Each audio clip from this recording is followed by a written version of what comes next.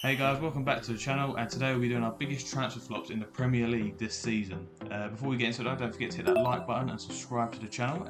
Without further ado, let's get into it. It's just me and Cal today, so we'll kick it off with the goalkeeper. Who you got in goal, Cal? I have gone with Flecken. I couldn't remember his first name. Mark. Mark, that's the one. Mark Yep. Flecken, yeah. I remember last year at Freiburg, he got the most clean sheets in the Bundesliga. Yeah, I remember you raving about him. Yep, and I have been proven very wrong. Yeah, no, big league though. I mean, it's a big jump. But Brentford were quite a good side, especially with Raya in goal and Yep. stuff like that. They're now sitting 15th, and he's half the reason that they're there. Most of the games this season have been below a 6.5 rating. Jesus Christ, that is bad. He started 18 out of the 19 games, conceding 1.6 goals per game. That is ridiculous. Signed for 12 million, which ain't bad. Yeah, but for one of the best goalkeepers in the Bundesliga, he ain't great. Yeah, I mean, they sold Raya in the end for 30, so if they don't get relegated, then they might see that as it's all right, you know what I mean? But yeah, it's not great. So yeah, I went with Flecken as well with that one. Okay. Right back, I went with Timothy Castagna of Fulham. Okay, yeah. Yeah, I didn't think he's been lighting up this season. He signed for 12 million in the summer, same as Flecken. 0 goals or assists this season, no big chances created, and he's been involved in the defence. He's conceded 36 goals this season. Yeah, already. Fulham have been quite leaky, hasn't they? Yeah, exactly. So I went with Timothy Castagna. He had them 2 good seasons with Leicester. Yeah. Since then, he's just sort of. Since Leicester got relegated, really, it's gone downhill. He's fallen off. Yeah. Who'd you go with? Max Aarons. Ooh, okay. I thought he'd been alright, but yeah, go on. He's been alright. Yeah. But considering I've gone for the magnitude of the hype that he got when he went to Bournemouth. True. He's always had that hype at Norwich. Yeah, hype at Norwich. He done well at Norwich I think it was last year. Hasn't done the same for Bournemouth this year. If I remember correctly, he had an average rating of 6.4. Again, it's not not great, great, I know Bournemouth at the start of the season weren't very good. Yeah. But even now with them doing good, he's just being average. He's not been the young English people that's going to take on Carl Walker's beat. To be fair though, probably because I haven't noticed it, you see Solanke getting the headlines and all that, so that's probably why you're not really noticing it. Yeah, but then their defence hasn't been all that great. They're having to outscore teams. Yeah. So fair enough. Part of the problem. Centre backs. First one. Channel will know that I hate this. Well, not hate this guy. I should have something against him. Calvin Bassey. I should have gone for him. Signed for 20 mil. I think I've explained this countless times. Yeah. But signed for 20 million. Fulham's 5th biggest transfer, and he cost more than João Palhinha. So it says a lot. So he's kept 2 clean sheets this season only, and he just doesn't suit a ball playing side, does he? Like he's been trialled so many times in sort of ball playing sides. Like Rangers were sort of like they were with Gerrard, trying to be like that, and then Ajax, it didn't work out. Exactly. So I just don't think he's more of like I've only ever seen one good game from him, and even then it was shaky. And that was Arsenal. Yeah, I mean he's got like 58% of his aerial duels as well. 58% for a centre half. Yeah, he's 6'1" as well. You know what I mean? Yeah. 2 clean sheets again. So yeah, I went with Calvin. I have gone with Collins of Brentford. Yeah. Sticking with Brentford. Yeah. Okay. 6.6 average rating. That basically means he comes off the pitch and practically stands there. Yeah. That's essentially what it means. Yeah. I think I've seen one game with him for Brentford, and he got turned inside out. I know. He had that hype at Wolves, didn't he? Like, he was really good. It was like him and Max Kilman together, and that was meant to be like, that's the duo. And he moved to Brentford. I don't know why, but it's not been the same since. Brentford have been quite underwhelming. I think Brentford haven't been the same since Ivan Toney's really had that ban.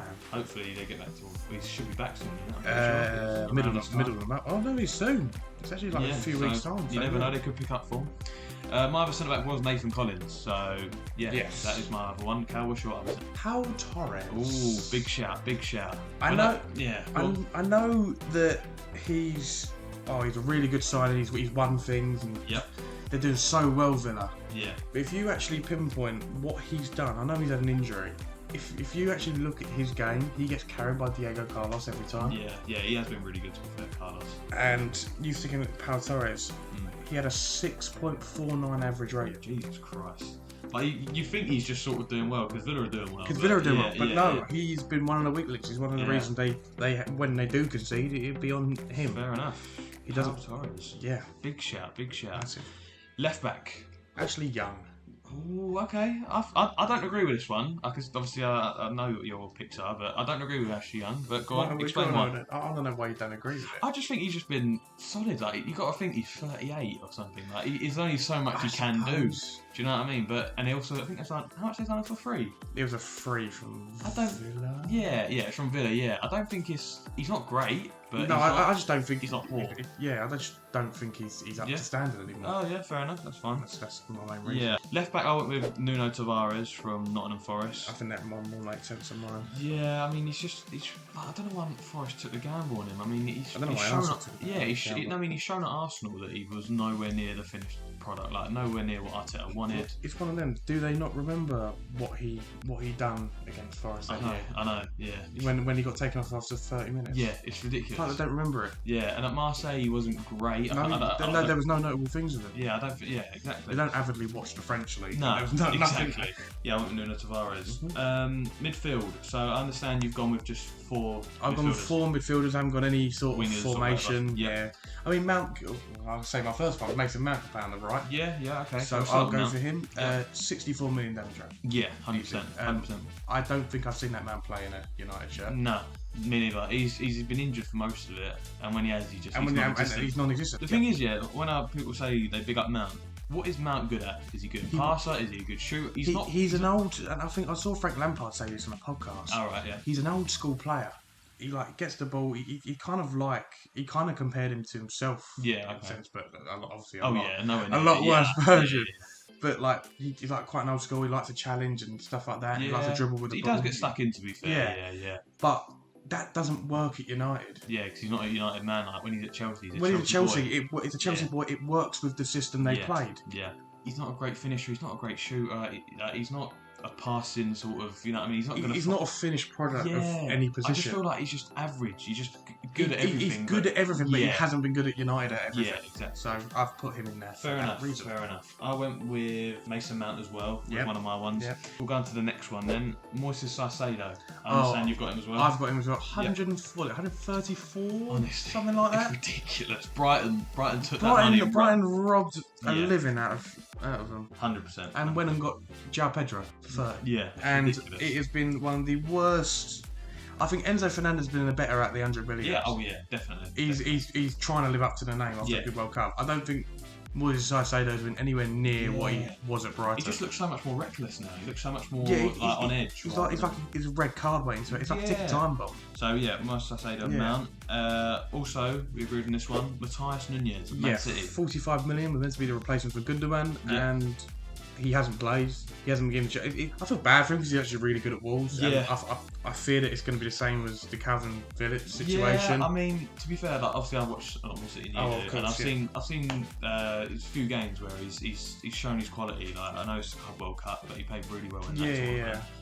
He's played a few games at City in Champions League where he's sort of taken the game by the So at least he's playing. Yeah. And I think with that, when you said about the replacement for Gundogan, I'm pretty sure it was more Kovacic with that sort of signing. Kovacic was more of that type of. He's not the same mould as Gundogan, but he's just he was meant to be the more first team guy, and Nunes is sort of waiting in the wings. Because I always thought that was Gundogan went out and then he went in. Yeah, cool. So I always thought that was it. But I totally get it with Matthias Nunez, especially how much we paid for him as well. Of course, fair enough. I went for a front three. I could technically go for a front three in mine. Yeah, okay. Because he can play there. Yeah, okay. Do you want to start with your one then? Who's your guy? Kai Havertz. What was it? 65, 70. I think he don't really do much. No, he doesn't do anything. Again, he's not got that individual quality where you go, he's good at this. You know what I mean? He's probably good in the air. Don't fit a system. He's not a centre mid. No. He's not a striker when they play him. He's an attacking midfielder which he can't get over Odegaard. Yeah, and he's just getting subbed on. And he's getting subbed on. He'll score the odd goal like he did against, was it Palace or? Yeah, something like that. He grabbed the late winner or whatever. Yeah. And he just don't really do much apart from that. He's just not up to standard at all. So I think everyone saw that as well before the signing happened. Everyone knew that he was never going to be great. Back end of his days at Chelsea, he wasn't that great. How Arteta thought, 65 million would do beyond that. Wrong investment. Right winger, but for mine, I'm playing a 4-3-3. Yep. I went with Kevin Schade. Yeah, I was raving about this guy. Yeah, to be fair. I raved a lot about Brentford. Yeah, I mean, again, it's sort of similar with Flecken. Great and decent in the Bundesliga. Same club, I think it was. Yeah, Freiburg, and it's just, I don't know, again, it might just be down to Brentford's season where he's not getting the service that he needs. Yeah, but he's also being overshadowed by Visser and Burma. Exactly. So and he sort of has to play out of position like up top. I've seen him up top. Yeah, I've seen him up top. He's not a number 9 at all. He's not exactly the smallest bloke, but he's a winger. He's a trickster. Definitely. He just goes at players. And he's not going to be the person to arrive late, or he'll get the goal for you. Exactly. Yeah. So right wing Kevin Schade, left wing. I went with Dan Juma of Everton. Yeah, I haven't seen much of him. Yeah.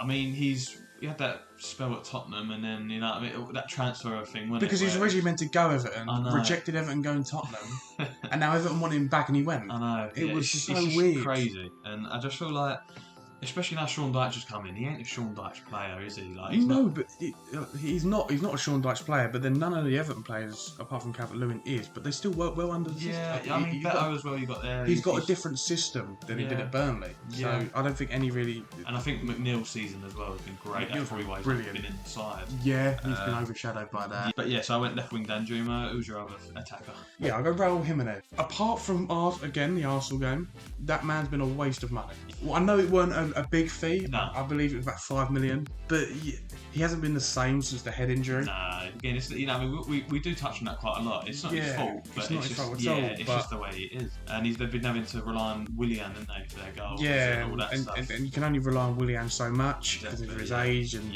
fair enough. Striker number 9. When we were recording this, as we're recording this, we've just found out this man scored against Tottenham. Yeah. So it doesn't bode well. So it doesn't. This pick doesn't really go well. It is justified though. But it's very justified. He's now only got 2 goals in a season, 20 games. Yeah. Rasmus Hojlund. Yeah. Did you want to touch on this? He is. Yeah, he's just been. Again, it's one of them ones where everyone knew that he wasn't going to be great, but before he signed, like you see his stats at Atalanta, you see like he hasn't been a great goal scorer. No, he's more of a project, but you don't pay 80 million for a project. I know he scored. I think it was 8 goals at Atalanta in like 20 games or something. Or 20, which is it's not bad. It's nearly a goal a game. And goal every 2 games. He's done a Luca. I've done a Luca. I think it was going in my head as well. A goal every 2 games, which isn't bad for a striker. Yeah. But, so again, it's just everyone saw the transfer not going well, and Man United still took the punt. And he's been alright in the Champions League, but this is Premier League. In the Premier League, it's backfired. Exactly. That is our Premier League transfer flops of this season. Anything that we got right, anything that we got wrong, let us know in the comments. I guarantee there's loads of them. There's loads of them that we haven't said. Put them down in the comments. Yeah, definitely. But don't forget to hit a like on this video, subscribe to the channel, and we'll catch you in the next one. Peace.